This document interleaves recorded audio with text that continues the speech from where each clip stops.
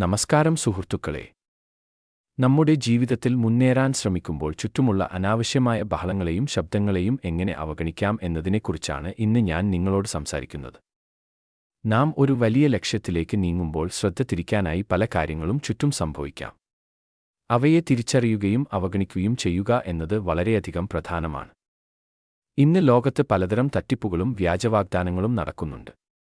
എളുപ്പവഴിയിൽ പണം സമ്പാദിക്കാമെന്നും പെട്ടെന്ന് വിജയിക്കാമെന്നും പറഞ്ഞ് പലരും നമ്മെ സമീപിക്കും. എന്നാൽ അത്തരം കെണികളിൽ വീഴരുത്.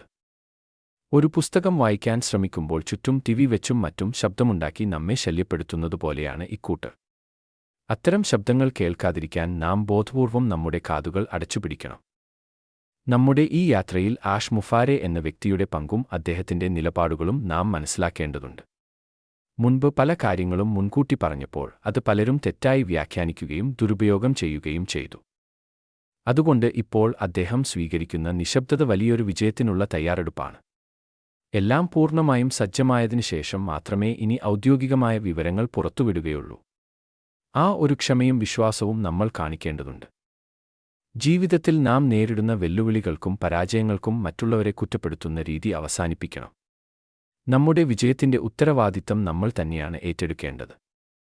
വഴിതെറ്റിക്കുന്ന പ്രലോഭനങ്ങളിൽ വീഴാതെ സത്യസന്ധമായ ഒരു ലക്ഷ്യത്തിൽ ഉറച്ചുനിൽക്കാൻ സാധിക്കണം.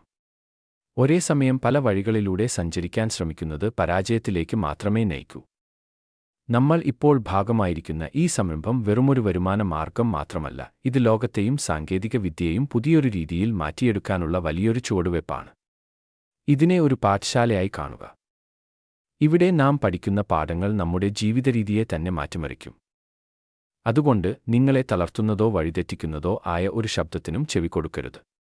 സത്യം എപ്പോഴും വിജയിക്കും.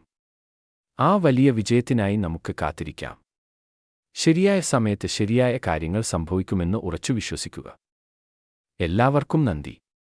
സമാധാനവും ഐശ്വര്യവും നിറഞ്ഞ ഒരു കാലം നമുക്ക് മുന്നിലുണ്ട്.